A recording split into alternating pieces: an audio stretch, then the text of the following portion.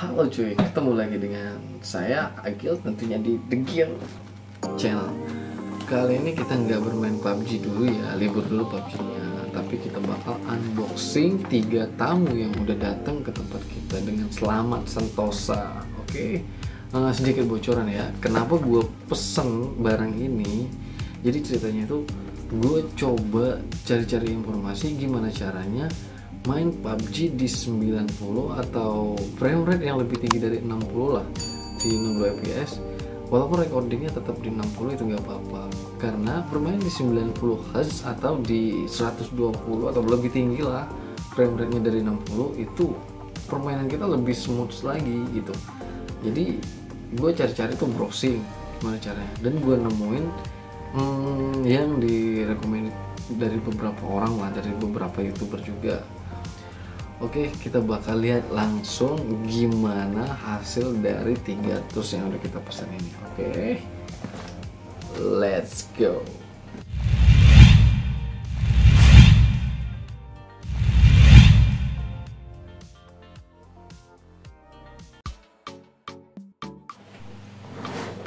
Oke cuy, jadi ini barangnya. Ini sebenarnya udah gue buka sih, cuman kita perlu make sure aja lagi biar kalian juga tahu kan. Ini yang pertama sebagai supporting recordingnya, kita buka. Oke, kita dulu di sini dulu kosong. Sorry ya kalau suaranya berisik, soalnya tiba-tiba hujan nih. Pertama adalah Beehive Right Lightning. Oke, ini kabel supportingnya untuk dikoneksiin ke Elgato nya agar bisa bermain di 90 Hz walaupun recordingnya di 60 Hz atau 60 fps. Jadi itu yang gue baca gitu. Ini bakal kita jajal aja. Oke, kita yang kedua, ini udah gue buka juga sebenarnya, tapi kita make sure lagi aja masih ada nggak foto-fotonya. Ternyata zong. Oke.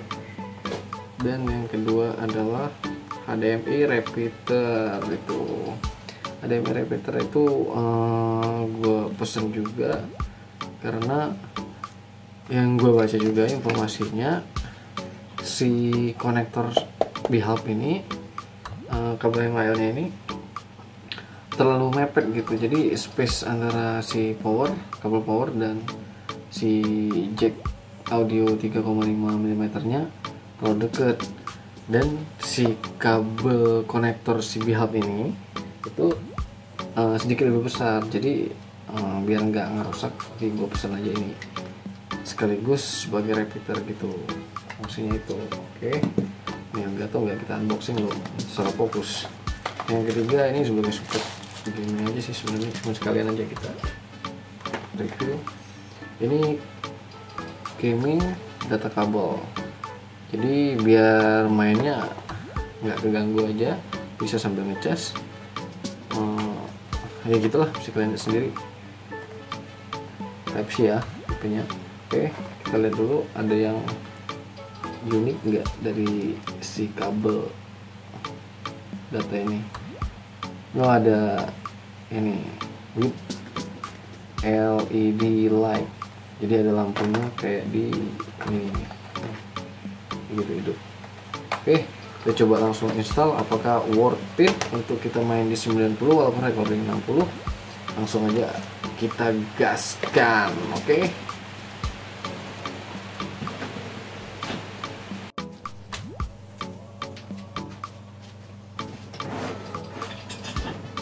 Oke cuy, jadi untuk instalasinya jadi seperti ini. Nanti si Beehive, si MHL nya kita colokin ke input ya, ke inputnya si repeater HDMI nya. Oke, dan kita butuh tambahan kabel. Oh ya, jangan lupa, jangan lupa sih, ngingetin doang, ini USB female ya, jadi kita bisa universal nih, bisa gunain charger atau kabel data bawaan, atau yang lebih baik juga nggak apa-apa, lebih bagus sih malahan. Oke, kalau yang satunya ini USB male nya untuk ke power. rekomendasinya itu di 5 volt yang wattnya tinggi intinya biar hasilnya lebih bagus. Dan ini kita butuh tambahan HDMI. Ini gua punya kabel HDMI dari bawaan Elgato ya. Nah, sebab kalau ini kita masukin ke sini seperti tadi, ini input ya gini, itu jack 3,5 audio analognya sama si power bakal mepet cuy. Ini begini, ini nggak bakal ngemuat nih, problem. Jadi kita gunain si repeater sebagai penguat sekaligus standarnya gitu.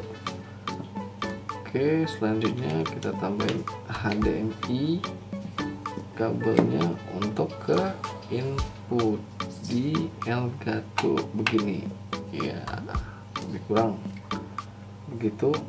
Ini nggak ganggu nih. Ini kabel gua pakai kabel bawaan si Elgato ya, begitu.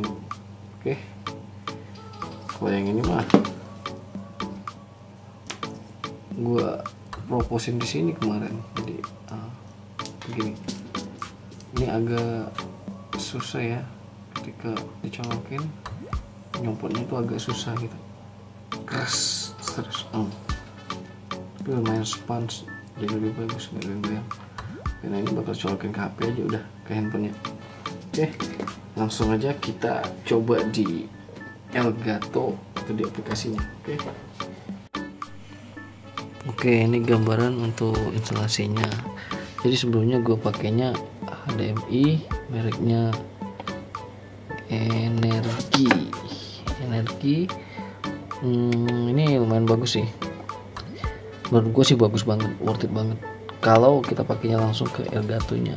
Tapi untuk kali ini kita kan pakai repeater, jadi si MHL nya yang kita bakal colok ke sini biar si power type C powernya sama 3,5 jack audio analognya nggak keganggu gitu, karena konektor kabel HDMI bawaan Elgato ini ujungnya kecil gitu, jadi muat lah untuk kita instalasi daripada kita maksain MHL nya, takutnya rusak nanti, sulit untuk dikeluarin.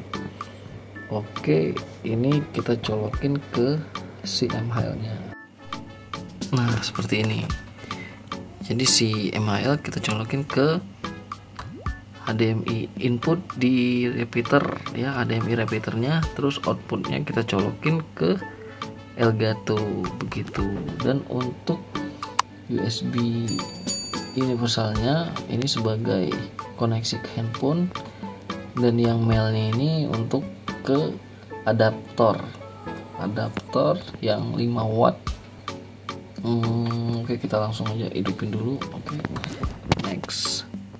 Nah ini untuk USB mail universalnya kita colokin kabel data handphone. Ini saya ganti pakai kabel Moxom yang kualitasnya lebih bagus lah menurut saya sih, nggak tahu kalau kalian punya lebih bagus, nggak apa-apa, digunain aja. Dan ujungnya si kabel data yang kita colokin si type C nya ini yang ke handphone gitu, sebagai koneksi ke Elgato nya. Oke, langsung aja kita coba. Oke cuy, untuk koneksi udah ready, sekarang tinggal kita colokin si kabel data yang dari MHL yang disambungin ke HDMI repeater tadi ke device kita sekarang. Oh ya, sebelumnya jangan lupa untuk pertama kali dikoneksiin kita bukanya di aplikasi Elgato, aplikasi bawaan Elgato. Setelah kita buka, kita bakal diarahin atau dialokasiin untuk download aplikasi si drone screen-nya sendiri gitu. Oke, di sini gue udah download, gue udah buka di Elgato, jadi gue contohin langsung di OBS aja. Oke, set kita colokin. Oke, sini ada notifikasi open drone screen to handle screen capture. Oke, satu lagi jangan lupa mode USB debuggingnya dihidupin. Mungkin kalian udah familiar lah masalah itu. Oke, kayak nggak bisa browsing juga di suhunya internet tuh ya Mbak Google. Oke, di sini langsung kita okein dan start. Oke, sekarang udah terkoneksiin. Kita lihat di settingan drone screen-nya yang udah dialokasiin untuk download tadi. Di sini Bluetooth-nya otomatis hidup. Bluetooth-nya berfungsi sebagai mirroring dari audionya ke Elgato dari MHL ya. Tapi di sini gue pakai kabel Chatlink, jadi Bluetooth-nya gue matiin dulu. Oke, buat kalian yang nggak pakai ini mungkin bisa pakai Bluetooth. Tapi setahu gue agak lebih berat kalau kita menggunakan Bluetooth untuk mirroring audionya. Nah, terus resolusinya kita pakai di sini 1280 ya. Untuk frame rate kita gunain 30 dulu. Terus di resolusi layar kita udah setting PUBG di 90 Hz. Oke. Oke, sudah, ini udah. Kita coba di gameplaynya. Lihat di PUBG itu ada notice di atas ya. 90 Hz untuk frame rate nya udah setting. Terus kita lihat aja dalam permainan mana. Kita ikut di KDM aja. Oh ya, ini untuk suara. Kalau melihat dari audio meternya ini ada sedikit mungkin bisa dibilang ganggu lah. Audionya gue kecilin dulu, setengahin aja. Terus untuk tampilannya seperti itu, 30 fps ya, frame rate 30. Ini Bluetoothnya gue udah Team match, let's go. menghajar dulu.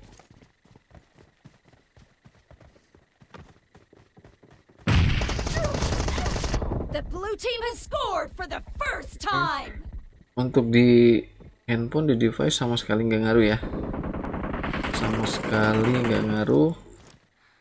Sangat terbantu bisa main di Dead. Reloading. 90. Gue mencoba di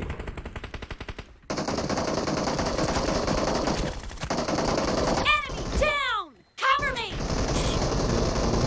coba di 200 120 coba. No mercy.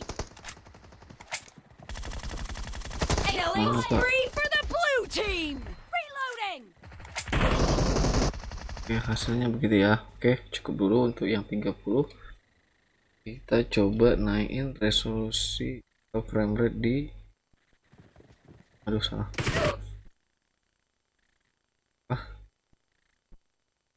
di display, di mode expert-nya kita naikin di 120.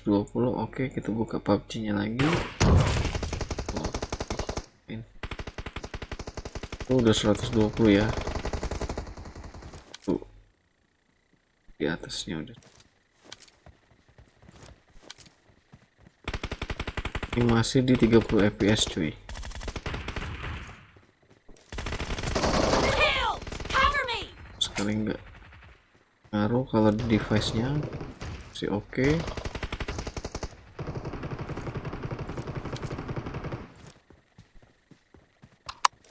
Yang please Reloading. Dead. Cover me.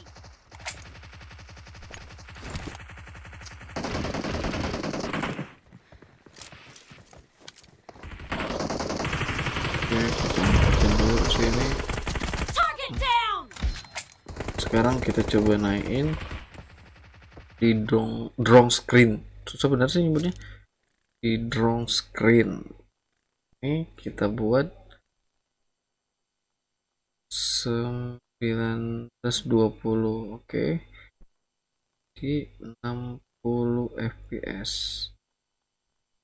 Please replug USB cable. Oke, dia minta replug again.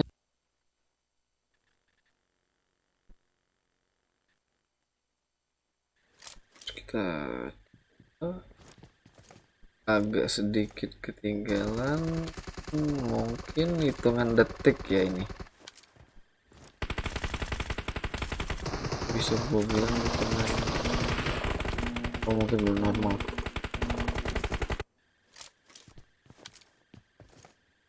Team match, let's go. Lihat. The blue team has scored for the first time.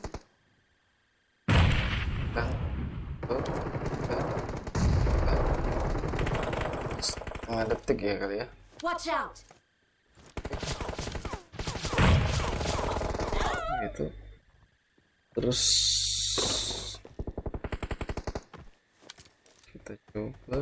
Oh ya, satu lagi gue ngingetin.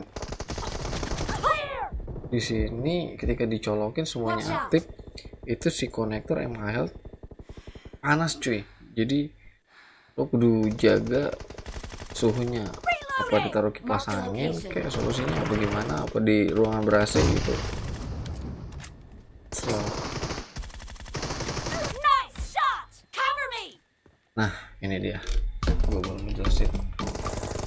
Jadi ketika kita naikin resolusinya di 1920 dan frame rate-nya atau FPS-nya kita naikin ke 60, si MHL-nya stuck atau nge-freeze. Di sini gue nggak tahu nih, apa si MHL-nya nggak kompatibel sama si Elgato, terus apa si kabel MHL-nya yang memang overheating, terus satu lagi apa memang kita nggak bisa gunain resolusi 1920 di frame rate 60 atau 60 fps. Di resolusi handphonenya itu kalau kita gunain display frame rate-nya itu di 120. Jadi overall menurut gua kekurangannya tuh ada 3. Yang pertama, dari sisi audio itu ada kresek-kresek yang sedikit nggak nyawa. Si MHL ini konektornya itu terlalu panas kalau kita pakai berjam-jam. Gua takut kalau dikoneksiin langsung ke Elgato bisa ngerusak si Elgatonya sendiri. Dan satu lagi yang terakhir, itu kita nggak bisa gunain di resolusi tinggi itu recording atau hasil recording. Tapi untuk di handphone kita bisa gunain dengan frame rate paling tinggi pun kita bisa gunain begitu, nggak mengganggu gameplay, nggak mengganggu experience. Itu benar bisa kita koneksi, cuman si MHL bakal freeze. Dan info yang terakhir, gue takutnya kalau ini dikoneksiin, dan menurut informasi juga yang gue baca, si Elgato juga ikutan freeze stuck gara-gara si MHL-nya sering nge-freeze kayak gini. Jadi aku udah hati-hati, udah bener-bener pertimbangin. Solusi terakhir sih menurut gue ya kita tetap balik ke statement awal yang menggunakan kabel Type-C to HDMI yang dilangsungin ke Elgato. Di sini gue menggunakan kabel merek Energi. Di sini ini lo bisa lihat, ini gue beli sekitar 100 ribuan. Memang lumayan tergolong ya, cukup mahal lah sekelas kabel beginian gitu, tapi hasilnya benar-benar jos. Dengan catatan kita tetap game experience di handphone itu maksimal di 60. Otomatis ketika kita konekin ke Elgato, gue pakainya Elgato HD 60S ya di sini. Terus hasil recording juga 60 fps. Tapi kalau dibandingin hasil recordingnya, gue bilang ya berapa ya, 70 dibanding 100 lah. Sekian dulu dari gue informasinya. Mungkin dari kalian ada yang lebih paham dengan masalah kayak gini dan punya solusi, komen aja di kolom komentar biar kita bisa share bareng-bareng, terus nambah wawasan tuh setting-setting ulik-ulik recording atau streaming.